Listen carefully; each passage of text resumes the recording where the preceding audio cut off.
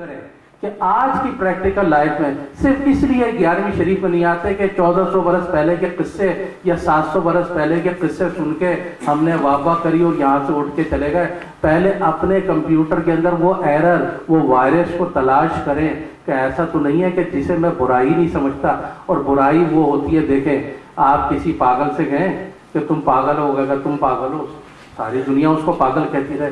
لیکن کچھ مرض ایسے ہوتے ہیں کہ دوسرے پہچانتے ہیں انہیں کہ اس شخص کے اندر یہ مرض ہے، خود اپنے دکھائی نہیں دیتا. اسی طریقے سے کچھ مرض ایسے ہیں جن میں ایک تکبر ہے. تکبر وہ ہے، اللہ تعالیٰ نے ایک طبقہ بنایا دوزخ کے اندر جس کے اندر صرف تکبر والوں کو ڈالا جائے گا. ہمیشہ ہوتا یہ ہے کہ ہم جو برائی کر رہے ہوتے ہیں وہ ہمیں برائی نظر نہیں آ رہی، جو دوسرے لوگ کر رہے ہوتے ہیں ہم بالکل کریٹیسائز کر رہے ہوتے ہیں ان کو، اور یہ دیکھو جی انہوں نے کر دیا. دیکھیں تبلیغ اس کا نام نہیں ہے کہ بڑے بھائی کا کرتا اور چھوٹے بھائی کا پاجامہ پہنا دیا تبلیغ پہ نکل گئی. یہ نہیں ہوگی تبلیغ. یہ کہ پہلے اپنے آپ کو دیکھا کہ میں ایمان کے کون سے درجے میں کھڑا ہوں، پھر میرے گھر والے کس میں. پتہ چلا مولوی صاحب بڑا زور لگا رہے ہیں، پتہ چلا مولوی صاحب کا بیٹا تو ڈرگس کے اندر نواز ہے. کیا فائدہ؟ آپ اپنے گھر میں تو تبلیغ کر نہیں سکے، آپ دوسروں کے لیے کیسے تبلیغ کر سکتے؟ ہو ہی نہیں سکتا. نبی کریم صلی اللہ علیہ وسلم کے پاس ایک عورت آئی اور کہنے لگی سرکار میرا بچہ میٹھا بہت کھاتا ہے. کہا کہ کل آنا. پھر وہ آئی، کہا اچھا کل آنا. اسی طرح 3 دن بلاتے رہے اور چوتھے روز آئی. کہا مائی جاب تیرا بچہ گڑ نہیں کھائے گا. کہا کہ یہ بات تو آپ 3 دن پہلے بھی کہہ سکتے تھے. کہا کہ میں خود شوق سے گڑ کھاتا تھا، پہلے میں نے گڑ کھانا چھوڑا اس کے بعد دعا کروں. یہ ہے وہ تبلیغ جس کے لیے نبی کریم صلی اللہ علیہ وسلم نے تکالیف اٹھائی ہیں. اور حضور فرماتے ہیں اگر تم چاہتے ہو مجھے ریوارڈ دینا جو میں نے تکلیفیں اٹھائی ہیں، اتنے دکھ اٹھائے ہیں، تو پھر میرے اہل بیت سے محبت کرنا. جو اہل بیت کی محبت کے اندر نہیں آتے ان کے اندر ایمان پیدا نہیں ہوتا. ترمذی شریف کی حدیث مبارکہ ہے کہ نبی کریم صلی اللہ علیہ وسلم مدینہ شریف کی گلیوں میں تشریف فرما، صحابہ اکرام ساتھ میں، اور ایک میلا کچیلا کپڑا پہنا ہوا ایک بچہ سرکار نے اس کو گود میں اٹھا لیا، خود طبیعت سے پیار کیا. صحابہ اکرام نے پوچھا یا رسول اللہ صلی اللہ علیہ وسلم یہ بچہ کون ہے؟ کہا کہ یہ میرے حسین کا دوست ہے، یہ اسے عزیز رکھتا ہے، لہذا میں اسے عزیز رکھتا ہوں، میں اس کی بھی شفاعت کروں گا، اس کے ماں باپ کی بھی شفاعت کروں گا. یہ ہے وہ چھوٹی چھوٹی باتیں کہ اگر آپ اپنے دل و دماغ کے اندر بٹھا لیں تو پھر یہ جو آج کل کے معاملات ہیں، ایک دوسرے سے بغض حسد کینہ لیے پھرتے ہیں، اصل میں حسن ظن ختم ہو گیا. حسن ظن یہ ہے کہ جمعے کی نماز پڑھنے جاتے ہیں اور پھر 4 سنتیں پڑھی، بعد میں 2 سنت پڑھی، اور جس نے 2 نفل پڑھے نہیں پڑھے تو ہمیشہ جائے یار یہ ہمیشہ نفل چھوڑ کے چلے جاتے ہیں. بھائی تمہاری نماز پڑھنے کا کوئی فائدہ نہیں ہوا. تم لوگوں کے عیب دیکھنے جاتے ہو یا اپنی نمازیں پوری کرنے جاتے ہو؟ ابو حنیفہ رحمۃ اللہ علیہ کے صاحبزادے فجر کے ٹائم اٹھے نماز کے لیے. جب اٹھے کہا والد سے اپنے کہنے لگے یہ کیسے لوگ ہیں جو فجر کے ٹائم سو رہے ہیں؟ ابو حنیفہ رحمۃ اللہ علیہ فرماتے ہیں کہ کاش تو نماز کے لیے اٹھا ہی نہ ہوتا، تو عبادت کے لیے اٹھا یا لوگوں کے عیب دیکھنے اٹھائے. چھوڑیں ان چکروں کو کہ اس کی داڑھی کتنی لمبی ہے اور اس نے پاجامہ کون سا پہنا اور اس نے، چھوڑیں ان باتوں کے اندر کچھ نہیں ہے.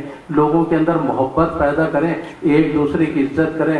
مولا علی مشکل کشا عصر کا ٹائم ہے، اپنے گھر سے نماز پڑھنے نکلے اور انہوں نے دیکھا کہ ایک آتش پرست بوڑھا ہلکے ہلکے چل رہا ہے. مولا علی مشکل کشا نے اس سے سبقت نہیں فرمائی، آگے نہیں گئے کیونکہ بوڑھوں کے آگے چلنا بے ادبی ہے. یہاں تک کہ نماز کا وقت تنگ ہو رہا تھا، جب تک وہ مسجد کی حدود سے نہیں نکلا آپ نے تیزی نہیں دکھائی. آج ہم کیا بڑوں کی اپنی عزت کر رہے ہیں، کیا ہم اپنے چھوٹوں کو دے رہے ہیں. ہمیشہ ہوتا یہ ہے، معذرت کے ساتھ کیونکہ میں بھی اب اصول عمر کے اندر آ رہا ہوں، یہ جو بوڑھے لوگ ہوتے ہیں یہ جوانوں سے بڑی حسد کرتے ہیں. ہاں سچی بات بتا، سچ بولنے میں کوئی حرج نہیں ہے، اور سچ بڑا کڑوا ہوتا ہے. کیا کرتے ہیں؟ بڑی حسد کرتے ہیں. اب 80 سال کی عمر ہوگا، خود سے چلا نہیں جاتا، اب بچہ جو ہے ایک پہیے پہ سائیکل چلاتا ہے، کہنے دیکھو یار کتنا بدتمیز ہے. اس کے ماں باپ نے، بھائی کیونکہ بڑے میاں سے تو چلے گی نہیں یہ کوئی چیز. ایج کرتے ہیں, ٹھیک ہے نا. اب بیچارے مولوی صاحب کو یہ نہیں پتا جینس میں بٹن آگے لگتے ہیں یا پیچھے لگتے ہیں, وہ کہتے ہیں پہننا نہیں ہے, اس لیے آیا بیکار, کیا تم مسجد میں پہنتے ہیں. آپ یقین مانیں کہ جتنا اچھا سوٹ پہن کے آپ نماز پڑھنے آئیں گے آپ کے درجات اتنے بلند ہو جائیں گے. کوئی کسی کا لباس کسی کی میراث نہیں ہے. جی ہم تو جی شلوار قمیض پہنتے ہیں, سنت ہے, حضور نے کبھی شلوار نہیں پہنی, کبھی نہیں پہنی. کس بات کی؟ کسی کو پتا ہے اتنے لوگ بیٹھے ہیں کہ پینٹ کس کی ایجاد کی؟ حضرت عمر فاروق رضی اللہ تعالیٰ نے اس کو ایجاد کیا کہ جنگ کے اندر یہ بڑے کپڑے پہن کے لڑنا مشکل ہوتا تھا, پینٹ ان کی ایجاد ہے. اب آپ خوبصورت, اللہ جمیل و یحب الجمال, اللہ حسین اور حسن کو پسند فرماتا ہے. آپ بہترین ڈیزائنر پہن کے 3 پیس سوٹ پہن کر اگر تقریر کریں گے تو لوگ زیادہ آپ سے اٹریکٹ ہوں گے. اور بات یہ ہے کہ اسی آدمی سے اٹریکٹ ہوں کہ پہلے اس کو دیکھیں اس کے گھر کے اندر بھی ماحول ہے کہ نہیں. صرف ماحول اس کا نام نہیں ہے کہ جی بیٹی نے چیلا کر لیا تھا, بیٹے نے ٹوپی لگا لی تھی اور نعت پڑھ لی تھی, اس کا نام دین نہیں ہے. کیونکہ وہ آپ کے سامنے ایسا کر رہا ہے, یہاں کا ماحول ایسا نہیں ہے. جب وہ باہر جاتے ہیں تو جیب سے موبائل نکالتے ہیں, دوپٹہ جو نا کہاں ہوتا ہے؟ جیب کے اندر. تو اس سے بہتر ہے کہ اپنے بیٹے اور بیٹی کو اتنا قریب کر لیں. جس ملک کے اندر رہتے ہو یہ شرن ہے. اور ایک چیز اور بتا دوں, کیونکہ دنیا سن رہی ہے, میں اصل میں زیادہ وہاں مخاطب ہوں کہ تاکہ وہ لوگ سن لیں اس بات کو. نان مسلم کنٹری کے اندر رہنا شرن ناجائز ہے مسلمان کے لیے. پھر پوچھا کس طریقے سے رہ سکتے ہیں؟ کہا 3 چیزوں کے لیے. نمبر 1 تبلیغ کے لیے, نمبر 2 تعلیم حاصل کرنے, نمبر 3 روز معاش کے لیے نان مسلم کنٹری کے اندر ریسیڈنس اختیار کر سکتی ہیں. ادر ہوتا ہی ہے آج ہی ہم تو آئے تھے کمانے کے لیے, 40 کمروں کی کوٹیاں بن گئی, پھر بھی برٹش پاسپورٹ پھاڑ کے نہیں پھینک رہا. یہ نہیں چلے گا. آدھا تیتر آدھا بٹیر نہیں چلتا. ہاں اس کی کنڈیشنز ہیں.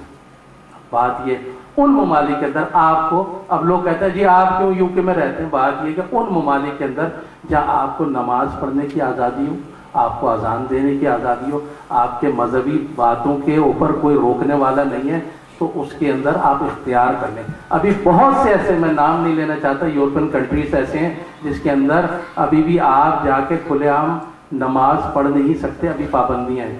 مسجد کو بند کرنے کا حکم آ گیا. دنیا میں صرف ایک جگہ ہے جہاں تلوار کے زور سے اسلام آیا اور وہاں سے ختم ہو گیا. دنیا میں صرف ایک جگہ تھی اور اس کا نام تھا اسپین. اس کو کہتے تھے اندلس. وہاں پر کیا آیا تھا؟ تلوار کے زور سے اسلام آیا.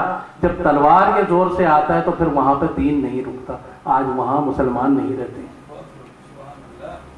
یہ جو تعلیم و تربیت کے حوالے سے میں باتیں کرتا ہوں, اس لیے کہ اگر میں ہی سچی بات نہیں کروں گا, یہی ہوگا نا کہ جی کل سے پیر صاحب کے پاس نہیں آئیں گے, لیکن کم سے کم میں اللہ اور رسول کے سامنے شرمندہ نہیں ہوں گا کہ میں نے حق نہیں پہنچایا. دیکھا چودھری صاحب, اگر میں اپنے بچوں کے لیے نہیں آئیڈیل بن سکا تو میں کیسے اپنے مرید کے لیے آئیڈیل بن سکتا ہوں؟ کیسے میں ان کے دلوں کی کیفیت بدل سکتا ہوں؟ نہیں بدل سکتا. پہلے خود کو بدلنا پڑے گا, پھر نظام بدلے گا. وما علینا الا البلاغ.